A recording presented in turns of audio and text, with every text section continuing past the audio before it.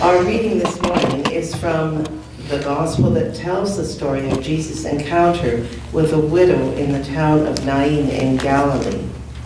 This is one of several stories where Jesus raises someone from death, and this one is of particular interest because two different kinds of death are involved. The widow is particularly vulnerable, one of the silenced in the story.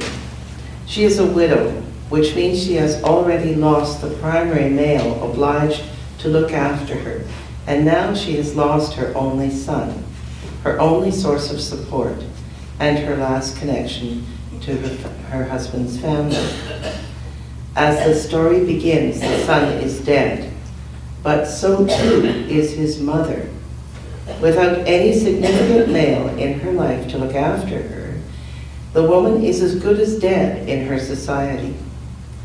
Though she still possesses physical life, it is bereft of meaning. Jesus is moved to compassion by the sight of this widow, and he is moved to action.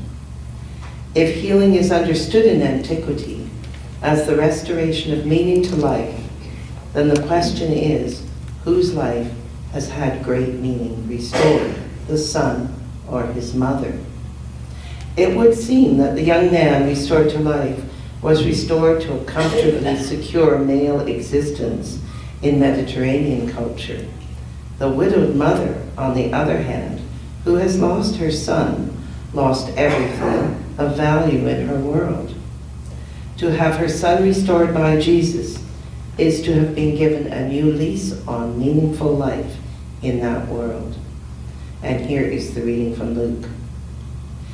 Jesus went to a town called Nain in Galilee, and his disciples and a large crowd went with him.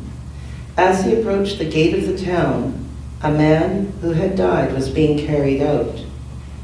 He was his mother's only son, and she was a widow, and with her was a large crowd from the town.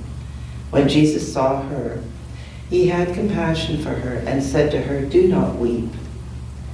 Then he came forward and touched the bier, and the bearer stood still. And he said, "Young man, I say to you, rise." The dead man sat up and began to speak, and Jesus gave him to his mother. Fear seized all of them, and they glorified God, saying, "A great prophet has risen among us, and God has looked favorably on his people."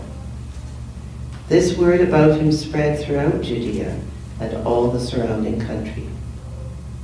Hear what the Spirit is saying to the church. Thanks be to God.